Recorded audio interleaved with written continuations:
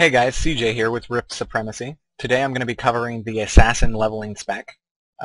Basically your primary tree is Assassin, your secondary tree is Blade Dancer, and your tertiary tree is Nightblade. What we're looking at here is every 3 levels you will be getting an additional point, so that allows you to bounce back and forth between the Assassin and the Blade Dancer tree. The mainstay of our points will be going into Assassin initially, and then we'll fill up Blade Dancer as we progress in levels. What we're looking at here is starting out, we're going to get our first 3 levels in Ruthlessness, which increases your critical hit chance. We're going to put the 1 extra point into Combat Expertise, which increases your hit chance. Level 4 and 5 will go into Ruthlessness, thus increasing your critical hit chance even more. And level 6, we're going to put a point into Puncture. We come back over to the Blade Dancer tree for our point there, put another point into Combat Expertise. Then back to the Assassin tree, we're going to pick up Murderous Intent for levels 7 and 8, which are going to increase your physical damage output all across the boards. Level 9, we're going to put a point into Cloak and Dagger, and then come over here to Blade Dancer for our additional point into Combat Expertise. Levels 10 and 11, we're going to finish up with Cloak and Dagger, and then 12, we're going to put 1 point into Silent Footsteps. Come back over to the Blade Dancer tree, put a point into Combat Expertise there, and then head back to the Assassin tree as we're leveling. Right now we're at level 12. We're going to put level 13, finish up Silent Footsteps.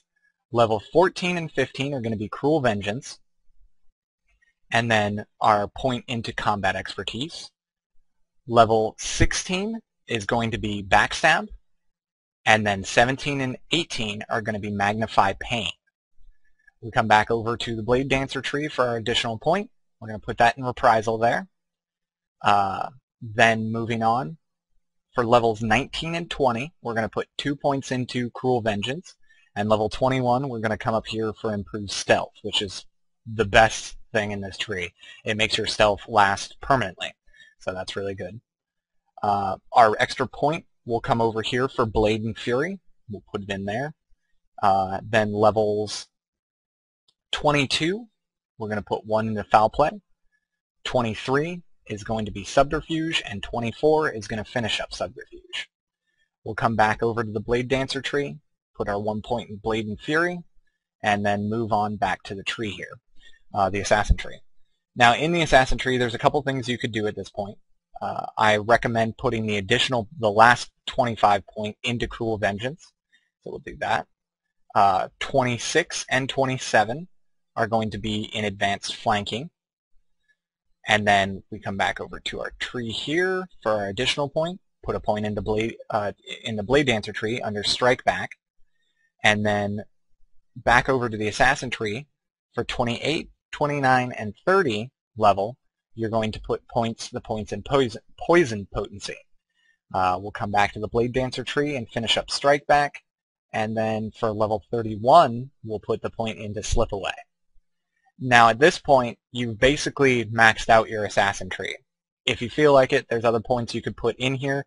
I honestly don't recommend it. The tree that is set up here is probably one of the quickest and most efficient ways to level via Assassin. So at this point, you can start putting your additional levels and bonus level points into Blade Dancer. What we're looking at now is we're going to put a point into Sprint for level 32. And then we'll start getting Ambidextrous, which increases your dexterity. Then we're going to go with Combat Culmination for the 3 points there. And 1 more point into Ambidextrous for the final point there.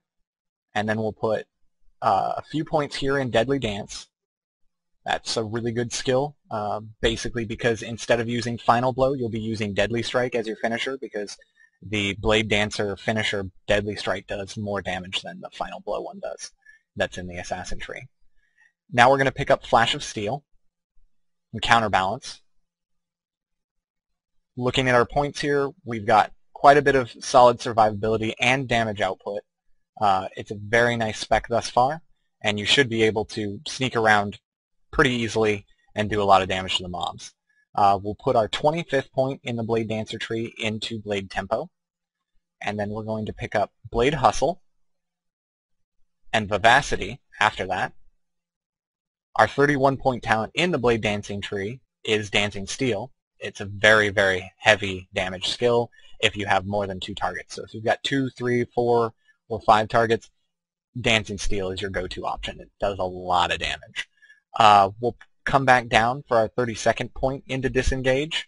Disengage, basically anytime you parry or block, or I'm sorry, parry or dodge, you have this skill, which is a reactive ability, which will allow you to stun the opponent for 4 seconds. Very solid skill, very nice. Our last 3 points we're going to put into Blazing Fury in the Nightblade tree. This increases the damage of your combo point generating abilities by 9%. This basically will level you very quickly through 1 to 50 if you follow the tree exactly how I laid it out.